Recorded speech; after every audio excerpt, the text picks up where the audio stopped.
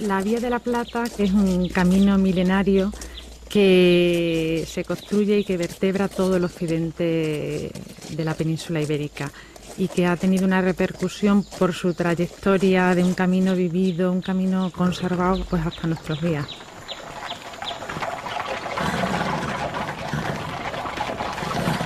Yo siempre le llamo un camino de caminos, porque en definitiva en este corredor geográfico viario de todo el sur a todo el norte, de alguna manera se entrelaza todo tipo de inquietudes a lo largo de la historia, como camino transhumante, como camino romano, camino militar, comercial, camino de Santiago también. Todo tipo de inquietudes que han sido siglos y siglos de historia se han reunido aquí, ¿no?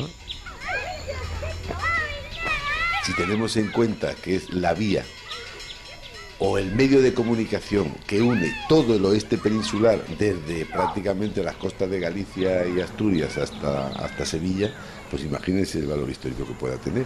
Todas las poblaciones que han podido transitar desde la propia prehistoria hasta casi, no diría la actualidad, o sí la actualidad también, porque hasta hay una carretera moderna que lleva ese nombre, ¿no? O una autovía, pues todo lo que se quiera, desde la época megalítica, pasando por las poblaciones prerromanas, Roma, los visigodos, los árabes, toda la Edad Media y prácticamente hasta que con Isabel II se definen las nuevas carreteras, pues ha sido el medio de comunicación entre el norte y el sur.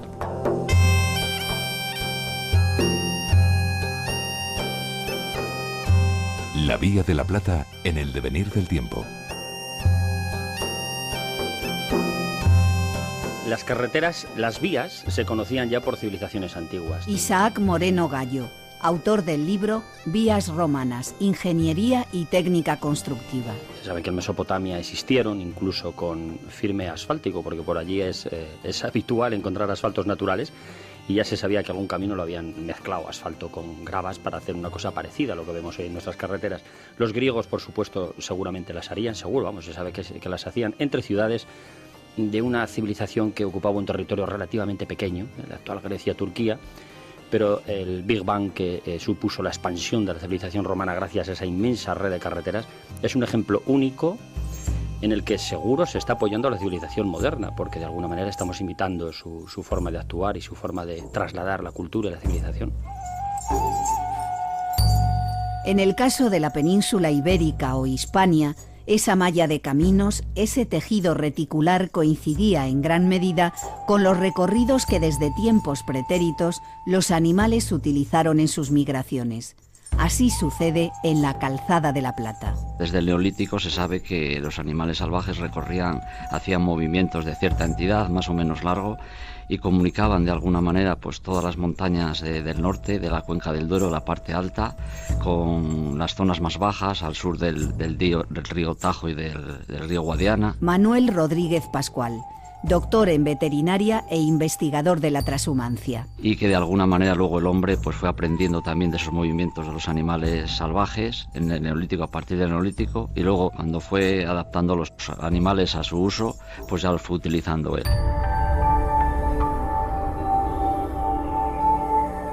Vestigio del uso anterior a época romana, que es cuando se hace la gran obra física, lo que es la gran obra de infraestructura, los tenemos pues por los restos arqueológicos que hay. Ana Montalvo, arqueóloga de la Junta de Extremadura. Existe un intercambio que no es posible si no hay un camino previo. Existen restos arqueológicos, los dólmenes, o sea, monumentos megalíticos en el entorno de la Vía de la Plata, pero realmente lo que es el documento físico ya fiable de que existe esa estructura es a partir de época romana.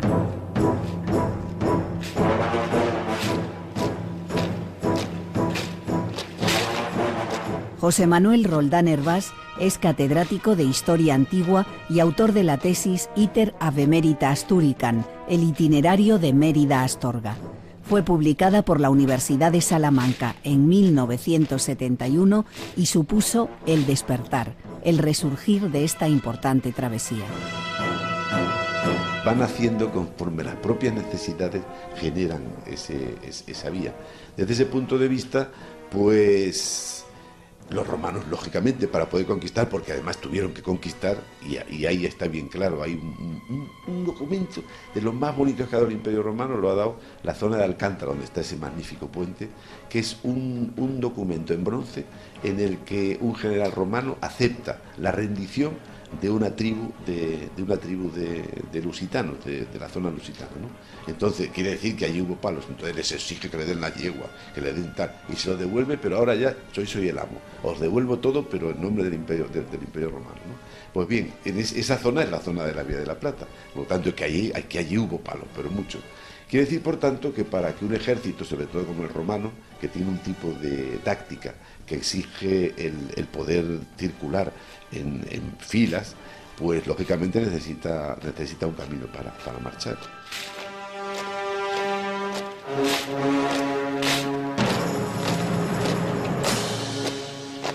Yo solo deseé la paz. Amé la libertad. Y la busqué para los pueblos bajo mi mando y para todos los pueblos de Iberia. Tendré que evitar que el odio me supere, aunque hasta ahora mi odio sea el más negro de todos. Los romanos no se atreverán a atacarnos en las montañas. Lenates dice que Escipión no se detendrá hasta ver a Viriato muerto, que lo haya arrojado al mar. Del dicho al hecho hay un largo trecho. Defenderemos nuestras casas como vamos, buscaremos nuevos aliados. En la península ibérica la lucha de los romanos se inicia contra los cartagineses, pero a lo largo de 2 siglos se enfrentan a todos los pueblos establecidos en Hispania. Betones o lusitanos, iberos o celtas van quedando bajo su dominio. Su primer asentamiento en las actuales tierras extremeñas pudo ser el campamento Castra Servilia. Teniendo en cuenta lo poco que sabemos de la conquista del oeste peninsular, un primer momento en que hay ya, los romanos tienen que abrir caminos, y es que no estaba abierto ya, es la época de la lucha contra Viriato, ¿no? Que es cuando se empieza a conquistar toda la zona oeste peninsular. De hecho, es un personaje llamado Servilio Escipión, que es el general que manda las tropas, pues deja un campamento que se transforma luego en ciudad, que es Castra Servilia, ¿no? Es decir, que por tanto tenemos un documento fehaciente en una ciudad que luego aparece con su nombre. El ejército seguirá para defender en Lusitania las 50 tribus que están de nuestra parte. ¡Escuchad! Tendremos siempre que esperar que los leones del hambre y la sed hagan saltar de la trampa a las bestias cercadas. Nada perderemos mientras tanto si escuchamos razones que nos puedan ser útiles. La guerra causa la muerte, pero si es bien gobernada puede ser la madre de la vida, la dueña de la paz. Táutaro, reúne a 4 guerreros. Recibiré a Serviliano para parlamentar si él te sigue. Si vuelve solo, daré las órdenes inmediatas para el ataque. Bien.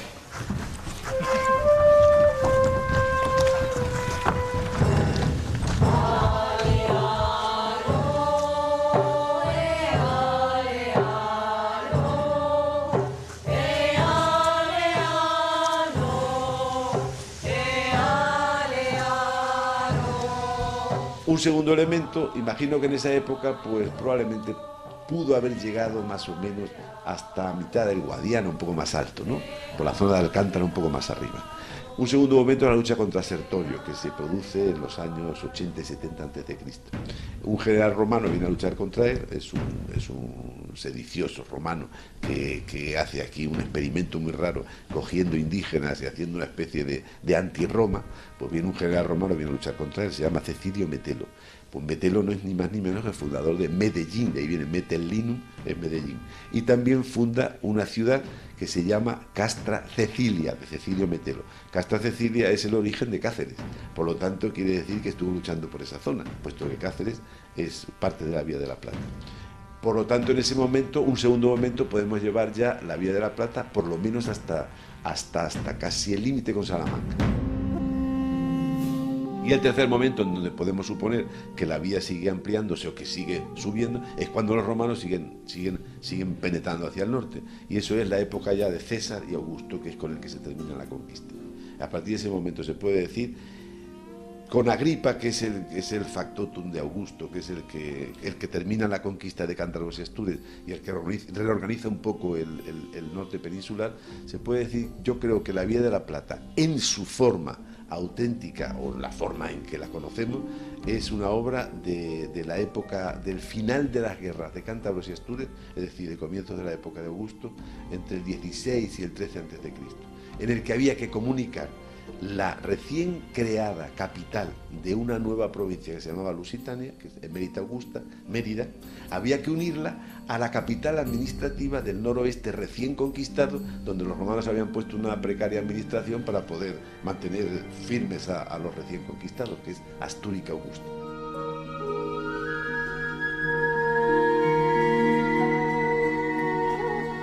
La colonia Iulia Augusta Emérita se crea en el año 25 anterior a nuestra era.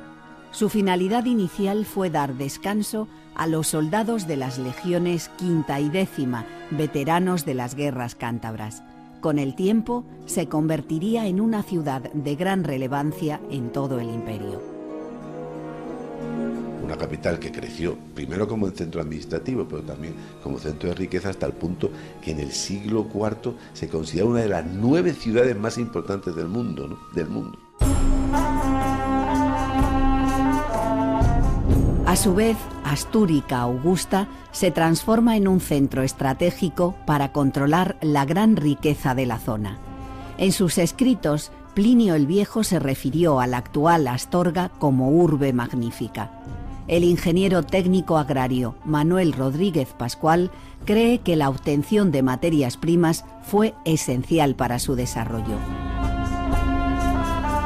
La ciudad de Astorga conserva unos importantes vestigios romanos en las murallas, las cloacas romanas, en fin, infinidad de termas, y mosaicos romanos, infinidad, cantidad de vestigios importantísimos. Quizá no fue una ciudad tan importante como Mérida, pero sí desde luego atesora un gran valor romano importantísimo, ¿no? Importantísimo de cara al impulso porque era un puente hacia el norte, hacia los mercados del oro, hacia las fuentes del oro que estaban en las médulas, y también importante hacia las montañas de León, donde había un importante contingente de pastos que producían carne y pieles de calidad. Ana Montalvo y Diego Muñoz Hidalgo coinciden en señalar que, gracias al comercio, la calzada y todo su ámbito de influencia alcanzan gran esplendor político y económico. Es importante el comercio y la comunicación de las dos capitales, que serían Mérida y Astorga, ¿no? Y ponen en contacto estos dos centros, que lo que hacen es intercambiar sobre todo también los minerales y pacificar y conquistar una zona y que sea homogéneo toda la cultura romana en este territorio.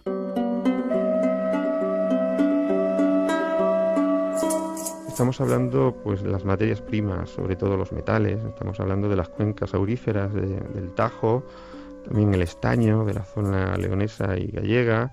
Estamos hablando también del tema agrícola, pues en la zona de Andalauza, del tema de lo que es el vino, lo que es el aceite, también en Extremadura. Toda esta riqueza, todos estos recursos, de alguna manera es lo que le mueven a lo que es el imperio a controlar primero como expansión territorial de conquista, y después, tras la pacificación, administrar esos bienes.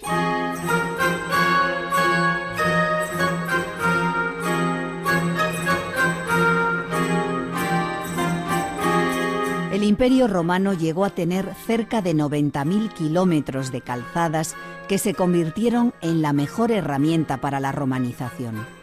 Su carácter permanente facilitó que algo tan importante como la lengua o el derecho se unificaran. Pero ¿cómo se construían? Isaac Moreno Gallo, ingeniero técnico de obras públicas. Se sabe muy poco, no existía la profesión como tal, se llamaban arquitectos, era por extensión, todo eran arquitectos, ¿no?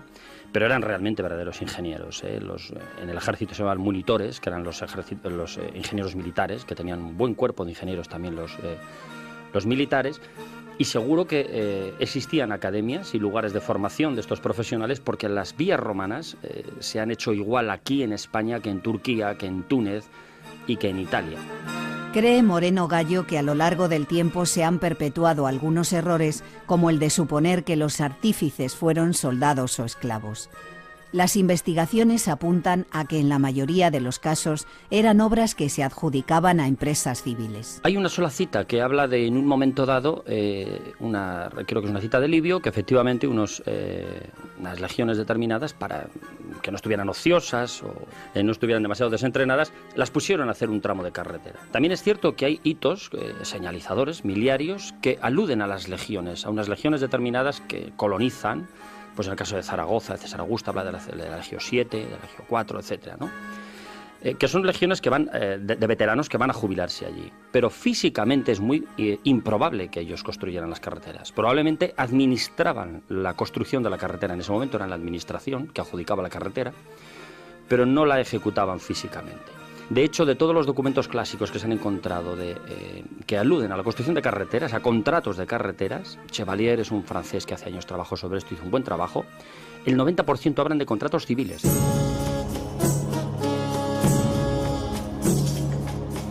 En general, la anchura varía de 5 a 8 metros y están enlosadas o rematadas con adoquín a su paso por zonas urbanas. La señalización se realiza con mojones, denominados miliarios. La calzada de La Plata tiene, sin embargo, notables diferencias entre su parte meridional y el tramo norte. Ana Montalvo, comisaria de la exposición La Vía de La Plata, una calzada y 1000 caminos, destaca sus particularidades. Bueno, pues las características más destacadas de la obra de ingeniería, sobre todo de la zona que se conserva más al sur, son, pues siempre es homogénea la anchura de la calzada de 6 metros para que pudieran pasar 2 carros. El tema de la construcción de los miliarios suelen ser todos de las mismas características, con una altura determinada de aproximadamente 2 metros, son columnas graníticas, son bastante homogéneos en todo el trazado. El empedrado y el sistema de contrafuerte de la calzada suele tener unas pendientes muy suaves, no suele ir por zonas elevadas que fueran más costosas de construir y más difícil de transitar, suele ir por media ladera, no en zonas bajas, porque los romanos cuidaban mucho que no se les inundara el firme de la calzada, porque era la destrucción del camino, ¿no? Entonces van siempre procurando tener un buen drenaje y por zonas pues a media cota. Podríamos prácticamente leer un verso de Estacio, que es un poeta clásico, que describe, a su modo, en poesía, lógicamente, cómo se hacía una vía romana, y realmente lo clava. Viene a decir algo así como que primero el terreno se desbrozaba y se limpiaba bien, en profundidad, ¿no? Para quitar toda la tierra mala, la tierra vegetal, hasta llegar al terreno sano, ¿no? Al terreno consistente. Después se depositaban capas de piedras gruesas que servían de cimentación, y eso se recebaba con arenas o materiales más finos, gravillas, etc. Una vez hecha esa capa de cimentación, se echaban sucesivas capas de materiales más pequeñños, más menudos en tamaño, que llamamos zahorras naturales, que son gravas mezcladas con arcilla, que aparecen de forma natural en bancos que se pueden extraer. Hoy en día, en los últimos siglos, se han estado usando muchísimo estos materiales para hacer carreteras. Y sucesivas capas de estas zahorras naturales eran las que formaban ya la capa final de rodadura. Eso llegaba a alcanzar un espesor de entre 60 centímetros cuando el suelo natural era suficientemente consistente, hasta incluso 90 centímetros cuando los suelos eran blandos, se circulaban en terrenos húmedos o arcillosos, por ejemplo, ¿no?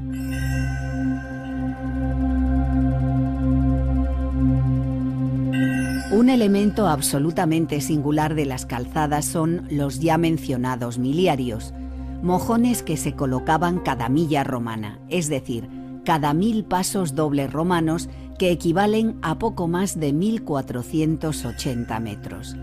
A ellos les dedicó especial atención Antonio de Nebrija, humanista y autor de la primera gramática dedicada a la lengua castellana, que siendo profesor de la Universidad de Salamanca se interesó por la epigrafía.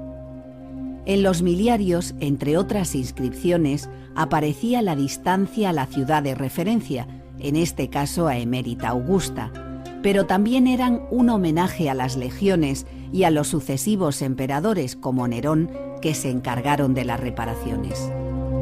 En toda su historia la Vía de la Plata tuvo que tener alrededor de 2.500, vamos a poner unos 2.500 miliarios.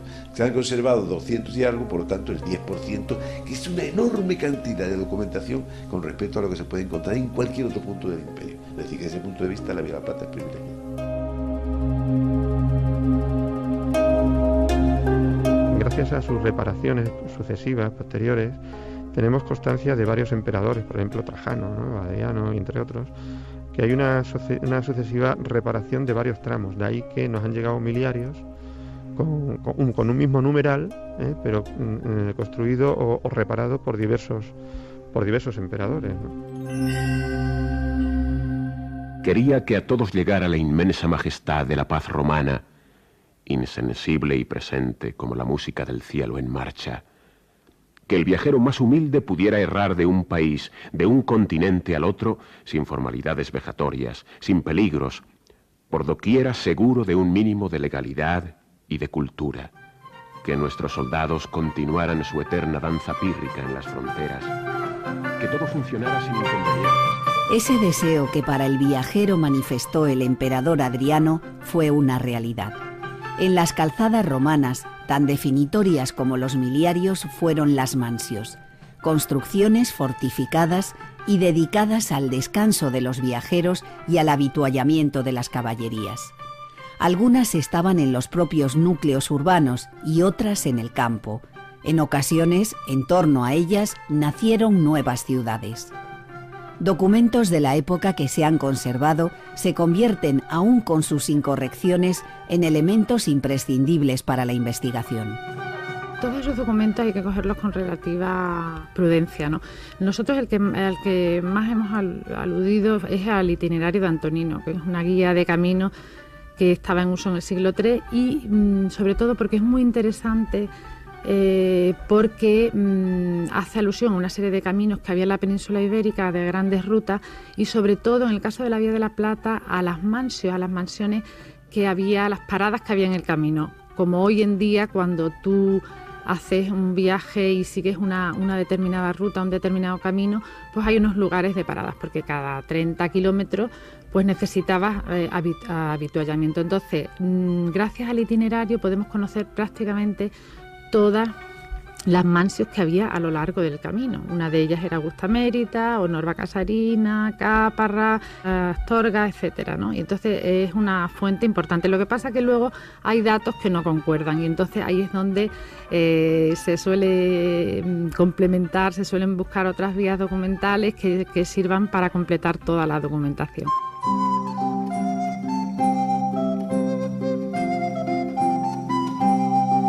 Entre esas mansios, que pudieron ser alrededor de 15, encontramos también Adsorores, la primera tras abandonar Mérida, o Castra Cecilia, junto a Cáceres. Hubo otras cerca de Alcántara, Galisteo o Guijo. En Salamanca la primera estaba en Puerto de Béjar, y antes de llegar a la de Salmántica, la actual capital, destacaban Adlipos y Sentice. En Zamora, ya perteneciente a la Hispania Citerior Tarraconensis, pudo haber 4, siendo la más importante Oceloduri, hoy capital de provincia. El resto serían Sibarin, Vico Acuario y Brigeco. En León, los viajeros podían descansar antes de llegar a Astúrica en Bedunia, mansio que llegó a alcanzar el rango de municipio y que aparece mencionada por Ptolomeo. El geógrafo y astrónomo también señalaba a la ya citada Caparra, que ha dejado para la historia su magnífico arco único en España. Es un lugar que se encuentra cerca de Baños de Montemayor y es una ciudad espléndida, ¿no? Donde hay un arco cuadrifonte magnífico y se han empezado a hacer excavaciones serias, con lo cual pues están sacando muchísimas cosas.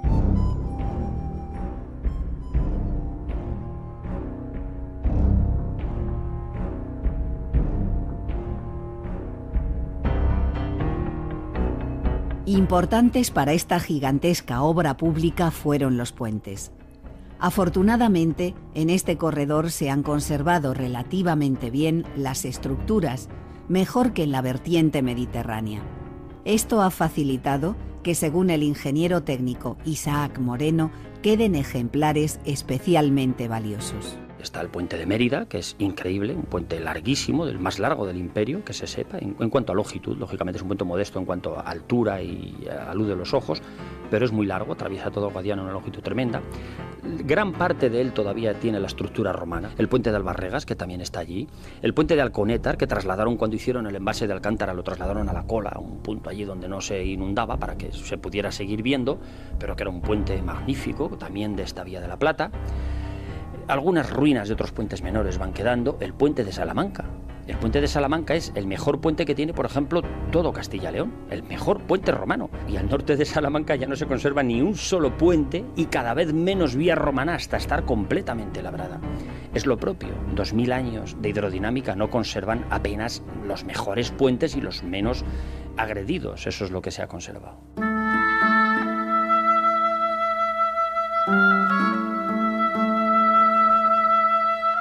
Esta riqueza facilitó que su trazado haya sido siempre objeto de interés para estudiosos y viajeros. Así sucedió en el Renacimiento, cuando se volvió la vista a la cultura clásica. Sin embargo, no se ha librado de algunas controversias, unas por su recorrido y las posibles prolongaciones, tanto al sur como al norte, y otras por su denominación. José Manuel Roldán Hervás, autor de la tesis Iter Ave Merita Asturican, realizó su investigación sobre el terreno recorriendo el camino una decena de veces e incorporando fotografías aéreas. Eran tomas que el ejército estadounidense había realizado sobre la península ibérica durante los años 1950 y 54. Con ese material, nada usual en las investigaciones de la época, y con el ya reseñado itinerario de Antonino, desarrolló su teoría. En un principio tenemos una fuente que es como, digamos, el Michelin de la Edad Romana. Esa fuente se llama el itinerario de Antonino. Una fuente en la que muy secamente se dan un montón de itinerarios de todo el Imperio Romano. Hay un itinerario que va desde Mérida hasta Zaragoza y otro que va de Astorga a Zaragoza, que se juntan en Zamora, ¿no? Por lo tanto son dos itinerarios distintos, pero si se junta y teniendo en cuenta la entidad histórica que tiene un tránsito de sur a norte por todo el oeste, pues entonces se podía unir Mérida con Astorga. Por lo tanto, es la unión de dos itinerarios que no vías, que dan como consecuencia una vía directa sur-norte.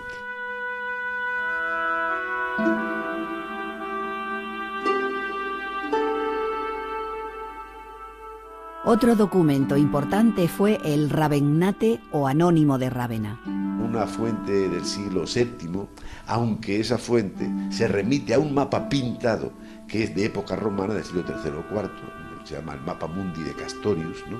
Pues ahí viene descrito, simplemente es una lista de lugares, no es tanto una descripción de vía, sino una serie de itinerarios o de ciudades, pero puestas en orden de acuerdo con vías, ¿no? Y ahí sí que viene entero. Desde Astorga a Mérida viene entero el número de ciudades que pasan por ahí. Por lo tanto, está claro que existía una vía. De alguna manera puede ser arriesgado, pero luego, después de haber hecho la tesis, tuve confirmación total. Es decir, que la ración se me vino a dar a posteriori, puesto que se ha encontrado en Milles de la Polvorosa, que está cerca de Benavente, un miliario con el número 259, que es exactamente la distancia que hay desde ese lugar hasta Mérida. Por lo tanto, quiere decir que la vía seguía por allí hasta Astorga.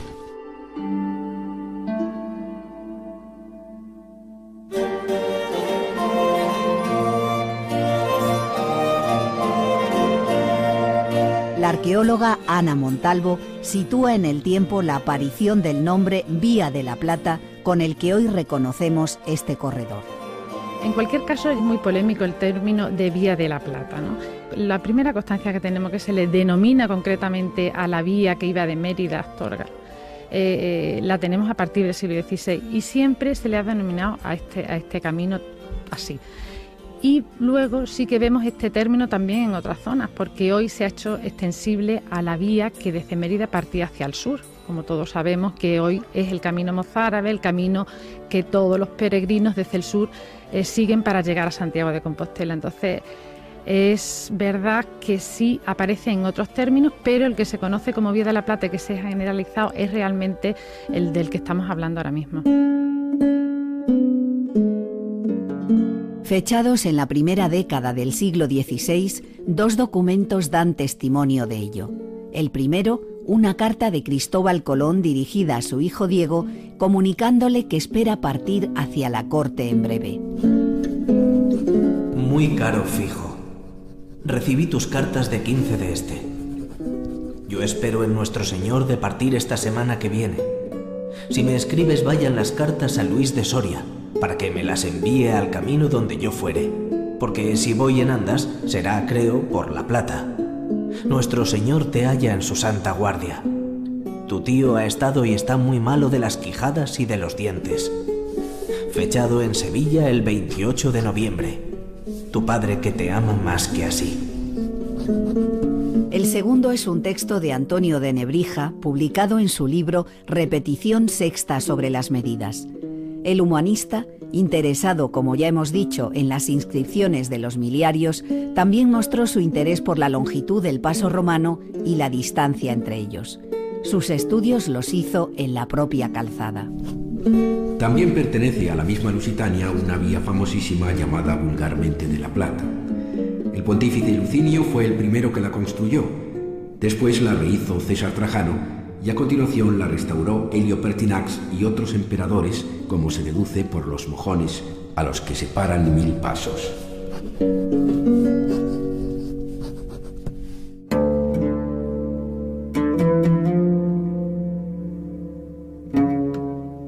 Pero ¿por qué la referencia a un metal que nunca circuló por ella? Ni siquiera el profesor Roldán, quien durante años defendió que podría derivar del árabe al-balat, el camino, apuesta hoy abiertamente por esta teoría. Pero teniendo en cuenta que los árabes, que hay una ruptura total entre el mundo árabe y luego cuando vuelve a aparecer la Vía de la Plata a partir del siglo XVI, parece raro que se haya conservado ese nombre durante un cierto tiempo solo, y aunque yo en principio la defendí cuando hice mi tesis doctoral y luego se tomó casi, ahora se toma como razón de fe, ¿no? Pues la verdad es que a mi vejez me estoy empezando a dar cuenta de que yo creo que era demasiado cultista, aunque fuera con otro culto distinto, no del latín o del árabe, pero en cualquier caso llevándome a algo que quizá es demasiado alambicado.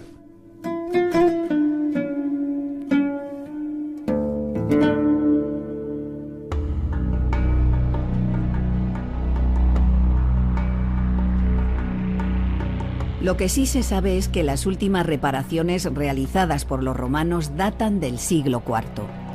Valente es el último emperador que figura en un miliario. A partir de esa época, con las invasiones bárbaras, comienza la decadencia. En el siglo V, supuestamente, ya tendría que haber zonas de la calzada que no funcionaban.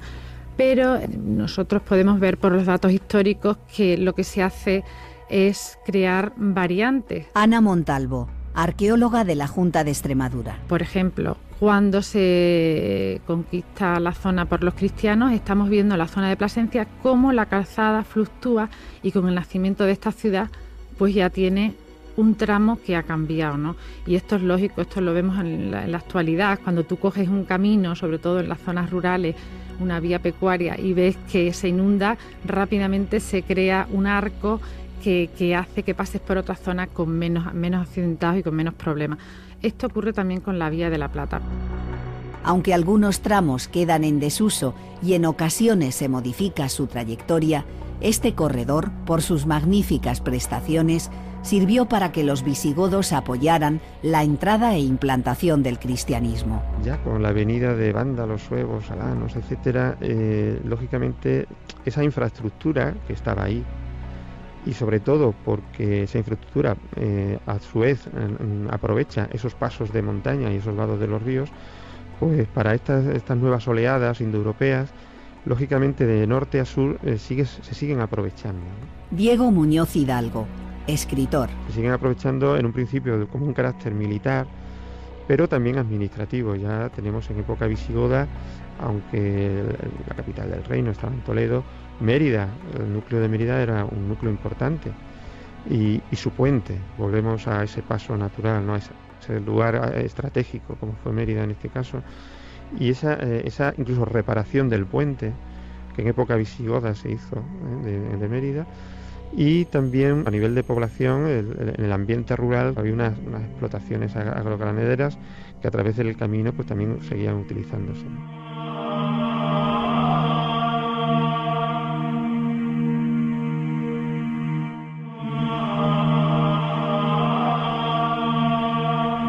Llegan a desaparecer poblaciones como Sibarín, destruida por Leovigildo, y surge una nueva arquitectura. De entonces son iglesias como la de Santa Eulalia, martirizada en Emérita Augusta y patrona de esa localidad extremeña, y de Oviedo o Santa Lucía del Trampal, en Alcuéscar. Si el cristianismo había llegado por el sur, en el siglo VIII la invasión árabe sigue el mismo camino. Y el original pensamiento isidoriano perseveró a pesar del gran cataclismo de la invasión musulmana que destruyó el reino godo. Cuando los sarracenos se apoderaron de toda la península, ningún historiador cayó en la idea de que España contraía un tercer desposorio, como después del de los romanos y el de los godos, que Isidoro había dicho. Era Ramón Menéndez Pidal el que disertaba en esta conferencia, grabada en 1960, y en la que destacaba la relevancia que la obra del obispo de Sevilla tuvo en la Europa medieval. Hijo de padre hispano-romano y madre visigoda, murió en el 636 y casi 1000 años después, en 1622, sus reliquias fueron trasladadas a León. Un documento de la época dice que fue por el muy antiguo camino romano, hoy de peregrinos. Y todo hace suponer, a juicio del catedrático Roldán Hervás, que en vida también lo transitó. San Isidoro parece ser que habla de que todavía existía esa calzada, es lo único que se sabe.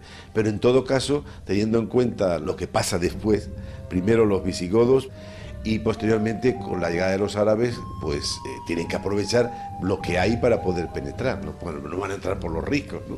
Por lo tanto es lógico que penetren de sur a norte, pues más bien de sur a norte, y que entonces utilicen la vía de la Plata, que existía ya, pues para avanzar en su conquista. De hecho, Almanzor llega a Santiago de Compostela y se lleva las campanas. Pues probablemente utilizó la vía de la Plata. ¿Qué otro camino tenía para poder llegar con sus ejércitos hasta el norte?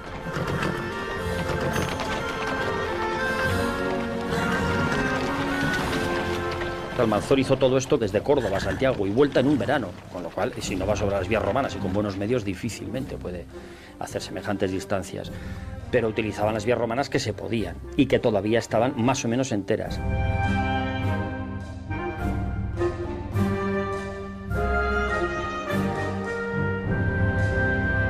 Sueño que me persiguen, que tengo enemigos a mi alrededor, que se aprovechan de mi debilidad senil para acorralarme.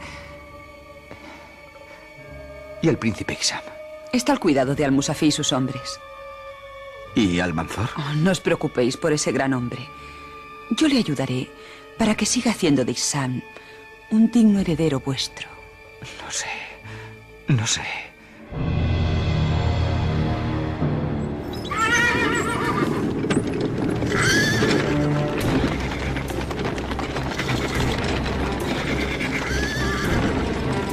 En época musulmana fue clave con la expansión territorial, una fulgurante expansión desde el estrecho de Gibraltar, con la conquista por Múzar, la conquista de Hispalis, Sevilla, y en una marcha vertiginosa a Mérida.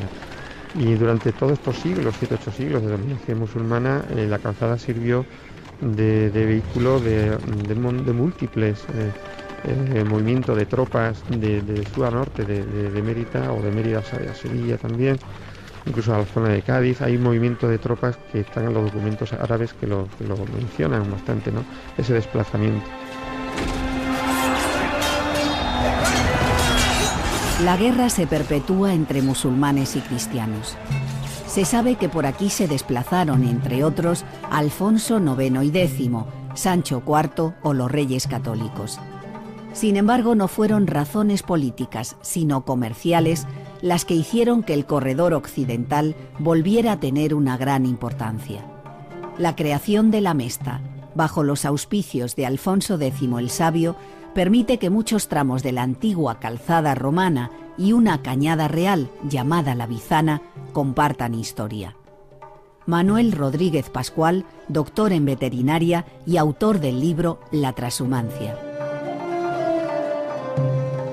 Aunque se crea en 1233, un siglo antes por lo menos, hay movimientos ya trashumantes. Entonces, ya viendo las dificultades que tenían, a veces por los bandoleros, por los musulmanes, les asaltaban en los caminos, pues imploraron un poco, fueron al rey Alfonso X y le dijeron que les ayudase. Entonces fue cuando les agrupó bajo su manto y formó el honrado Concejo de la Mesta, y a partir de ahí ya se seleccionó la oveja merina, y claro, se empezó a exportar lana al extranjero a partir del siglo XIV al siglo XV, con el apoyo también de los Reyes Católicos. Empezó las exportaciones hacia los países extranjeros, iban hacia los puertos del Cantábrico, también hacia los puertos de Andalucía, se exportaba a Flandes, se exportaba a Bruselas, y durante 5 siglos inundamos los mercados internacionales.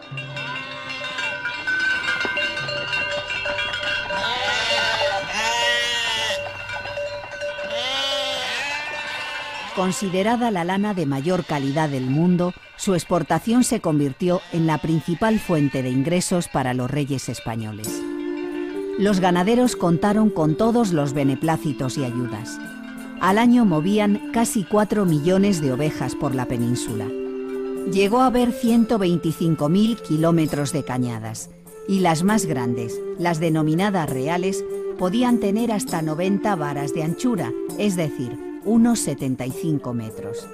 Era el caso de la Bizana, que con 500 kilómetros de longitud disponía de todo tipo de infraestructuras para facilitar la trashumancia. Su recorrido era en la mayor parte del trazado coincidente con la Vía de la Plata. Prácticamente desde Astorga, todo Zamora, Salamanca, hasta Baños de Montemayor, por debajo de Baños de Montemayor, que es el primer pueblo de Cáceres, el siguiente sería Aldea Nueva. A partir de Aldea Nueva se separan ya y no vuelven a encontrarse hasta por debajo de Cáceres, en el puente Salor, un puente que tiene base romana. Ahí ya volverían otra vez a juntarse hasta Mérida.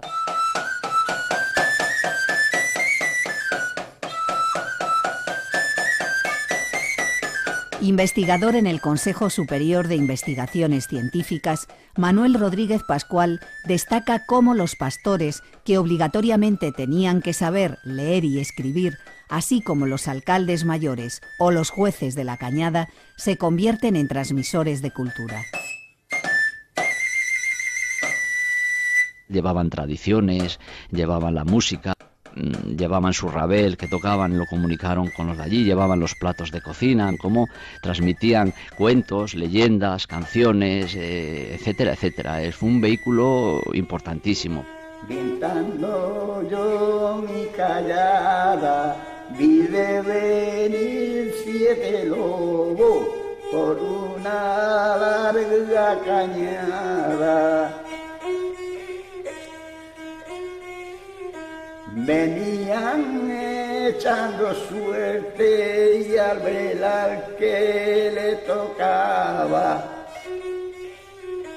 le ha tocado a una lobita, patituerta y jorobada. Lengua y música caminaban por la cañada como este Romance de la Loba Parda, que ya recogió Menéndez Pidal y del que se dice que hay más de 200 versiones. Hija de la oveja negra, nieta de la coronada, ya no sé más, y es más largo.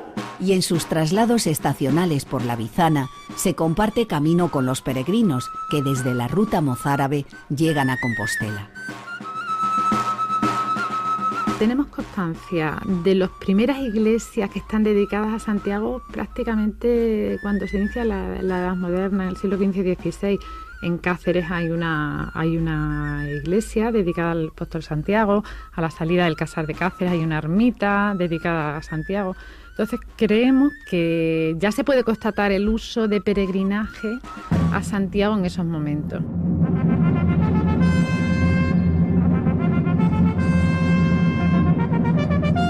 Con los gobiernos ilustrados de finales del XVIII y con la llegada del siglo XIX, el ocaso se cierne sobre la trashumancia. Un Real Decreto de 1836 pone fin a la mesta, aunque las prerrogativas de conservación y utilización de las cañadas se han mantenido hasta nuestros días para las vías pecuarias. El verdadero declive de la mesta empieza con la Guerra de la Independencia, a principios del XIX. Hasta entonces, cualquier salida de rebaños de España estaba protegido porque era una riqueza enorme y no se quería que se aclimataran a otros países, que se llevara la lana a los animales vivos de aquí. Entonces, a partir de la Guerra de la Independencia, fue muy difícil mantener, y uno de los principales botines de los franceses en España fue llevarse los rebaños hasta a Francia, y muchos de los mejores rebaños de aquí o bien se vendieron o bien se confiscaron y fueron a Francia, y a partir de entonces empezó a decaer ya prácticamente la trashumancia. Se cree que en 1815 o 1816, por primera vez en 5 siglos, la lana de leonesa, que era la más cotizada de todos porque León pues tenía las mejores hierbas, los mejores puertos, cotizó por debajo de la lana sajona en la bolsa de Londres.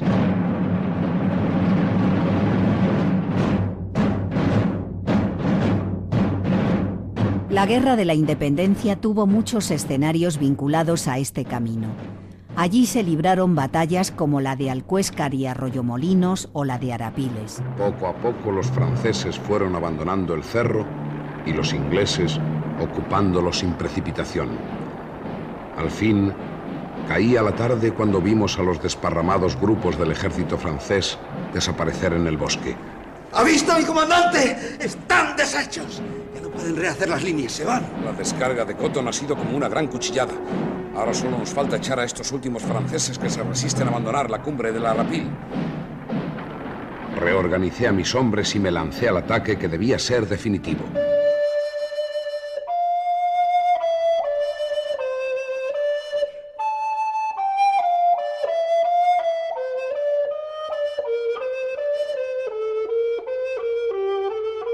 El escritor inglés Richard Ford, que recorrió la península a caballo, publicó en 1845 un libro titulado Manual para viajar por España, en el que dice: Salgo de Mérida, paso por la charca de Prosperina y comienzo el terreno a cubrirse de jarras. Aquí y allá se levantan columnas militares romanas por la vía de la Plata. A 4 leguas y media, en lo alto de la sierra de su nombre, se encuentra Montáñez, Alcuéscar en la sierra de enfrente y Arroyomolinos entre uno y otro, donde el 28 de octubre de 1811 Lord Hill capturó al general Girard en una trampa.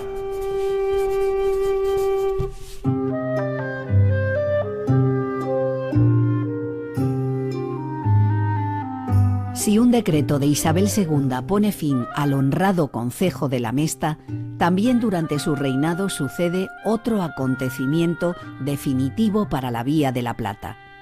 En 1860 se aprueba el Plan General de Carreteras y se define con una estructura radial, con Madrid en el centro. Igualmente sucede con la red de ferrocarriles que se desarrolla en paralelo. Desde 1896 y hasta 1984, una línea férrea uniría Plasencia con Astorga y de esta manera permanece la comunicación norte-sur. Estos hechos repercuten directamente en las comunicaciones y en la economía del oeste español. La vieja calzada cae en el olvido. A partir del siglo XIX, cuando se hizo la nueva red de carreteras y los ferrocarriles, a partir de ese momento se destruyó. Pero hasta el momento no tenía por qué destruirse, porque es que la utilizaba la gente, ¿no? Es decir, ha sido más lo que se ha destruido en 50 años que lo que se ha podido destruir en 2000, en ese sentido. Hay algunos trozos que se conservan relativamente bien, yo creo que más por suerte que por voluntad de nadie, y hay otros trozos, hay grandes tramos realmente que los hemos tenido que descubrir gracias a su nivel de destrucción, volando con avioneta y viendo cómo sobre el terreno blanquean las gravas que antes formaban la carretera romana, y podemos decir, mira, por allí va recta como un tiro hasta la siguiente ciudad romana. Seguramente que también por ignorancia se han ido destruyendo y labrando más que por voluntad. Nadie ha ido a romperlas, ¿no?, expresamente, pero a través de los años, de los siglos, y sobre todo de las modernas concentraciones parcelarias, pues esos que eran caminos viejos, mal identificados. Nadie había pensado que eso era una vía romana. A la hora de destruirse se ha delatado como que era la vía romana.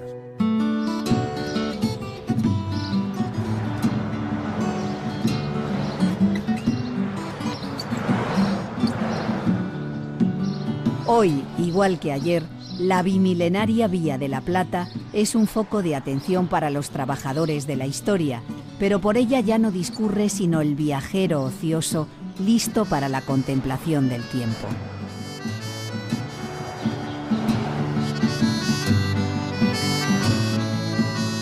En paralelo, por las nuevas e importantes rutas que le han pedido prestado el nombre, viajan vertiginosamente ideas y mercancías.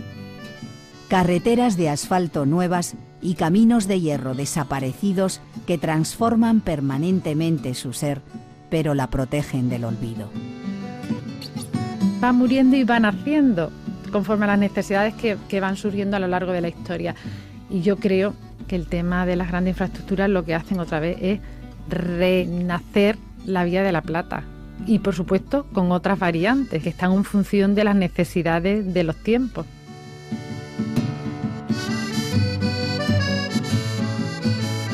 La Vía de la Plata en el devenir del tiempo. Un programa de Julia Murga. Realización y montaje, Maica Aguilera, Amparo Hernández y Mercedes de Prado. Narradora, Modesta Cruz. Con las voces de Marc Kidger, Juan Suárez y Javier Lostalé. Dirección de la serie, Juan Carlos Soriano.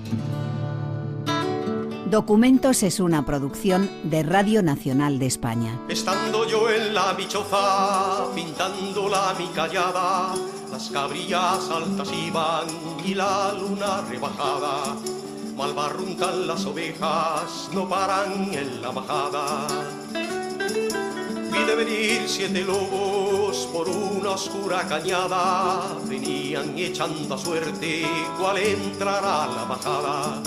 Le tocó a una loba vieja, patituerta, cana y parda, que tenía los colmillos como punta de navaja. Dio 3 vueltas al redil y no pudo sacar nada, y a la otra vuelta que dio sacó la borrega blanca, hija de la oveja churra, nieta de la ovejisana, la que tenían mis amos para el domingo de Pascua.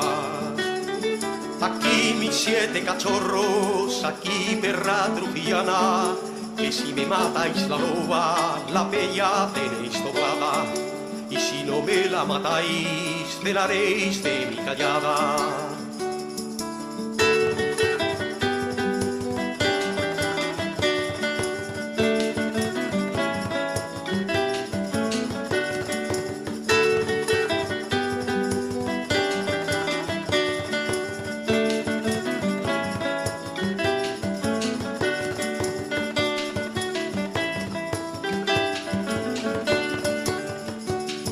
Los perros las de la loba, las uñas se esmigajaban, 7 leguas la corrieron por una sierra muy agria, la corrieron otras 7 por cerros y por vaguadas. Al subir un cotarrito por una estrecha quebrada, le dan unos pechugones que en vilo la levantaban. Al saltar un arroyuelo, la loba ya va cansada. Tomad perros la borrega, sana y buena como estaba. No queremos la borrega de tu boca lobalada, que queremos tu pelleja, pa'l pastor una zamarra, de tu cabeza un zurrón para guardar las cucharas, de tus orejas pendientes y de tus patas polainas, el rabo para correas, para atacarse las bragas, las tripas para vihuelas, para que bailen las damas.